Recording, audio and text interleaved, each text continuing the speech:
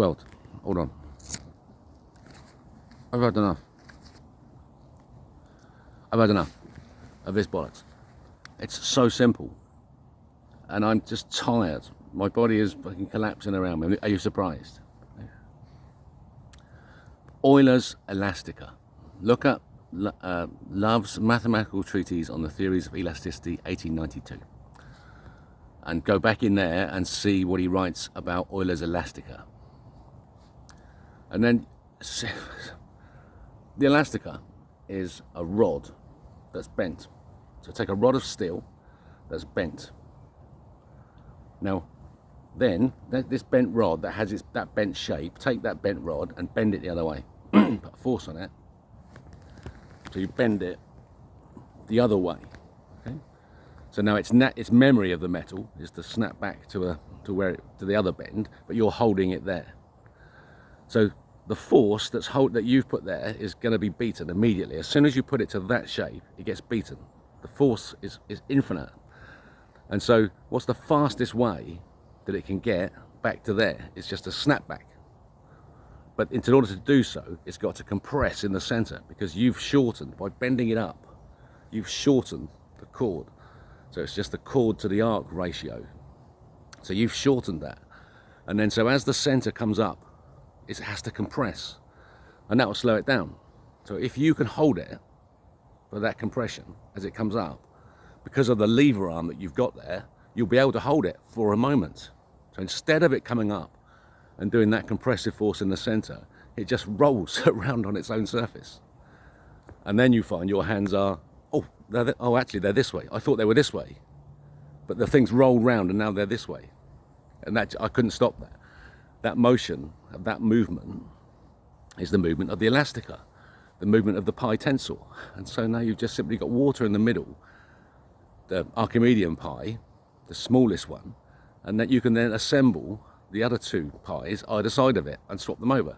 But the smallest one's always in the middle, because that's that moment of negative tension. So as you come up, so as you hold the two ends, and as the bar comes up, there is an instant where you are defeating infinite power by holding that bar that way, and the center does compress just a tiny fraction, and that's enough because the power is infinite.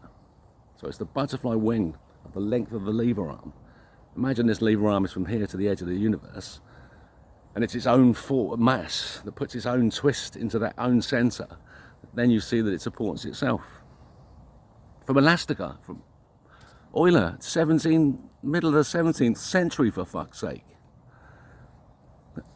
And so this is a pi tensor. You get it? It wants to snap back, and it sort of does.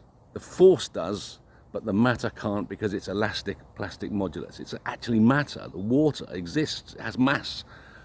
And that mass energy is expressed as the vector axis.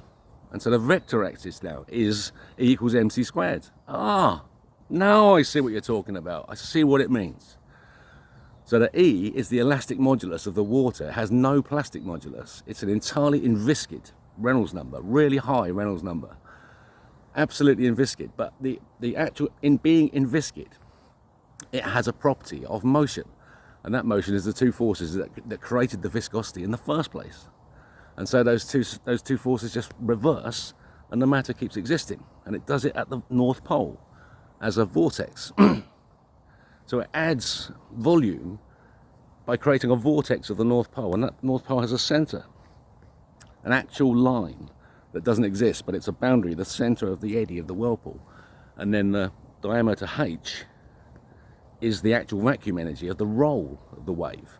So the roll and the wave break are in different vectors, orthogonal to each other, creating a center axis.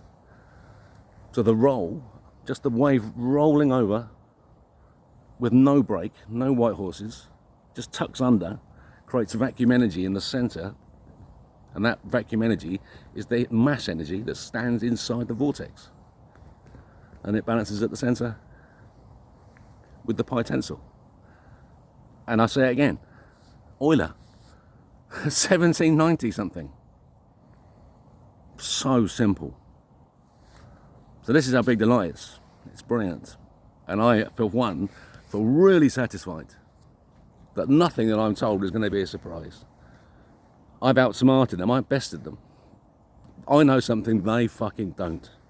Because in order to understand the pi tensor, you've got to really know God and know love and live love. And so now we go love 1892, Elastica, solved. Solved. So there you go. So welcome to the future. Now it's just be brave, be smart. Remember, look at the postman programming stuff. It's really important. Those 2 videos and the evidence that lies behind Veritasium video lies behind it. And then check his veracity. Check Veritasium's veracity. Go on, I fucking dare you. Yeah. So, and there's the answer, that behaviour exists first, and behaviour is twist of tension and bending. So those 2 pi tensors are force, and they exist as tension and bending. They twist together. It's 2 forces twisting up in a spiral, creating an ether, a light fibre. It's magical. It's magical. And so they know this. They know this. So enough. So Elon Musk, right? If you're fucking ready for this, let's show your cards. Yeah, you've got fuck off money. This is fuck off you. Fuck off non-human intelligence, where humans win. So you've got to be really vulnerable when you come to the table and speak to me, my friend. If you can do that, we will solve this planet in a moment, in a heartbeat. Televise that conversation, my friend. Set it up. Zoom it. We'll just zoom it from wherever you want. Watch me. I prove. You'll fucking prove to yourself, my friend, that what I'm saying is true. The fear of a flat planet is keeping us from evolving. Ready? Follow the Rebel King.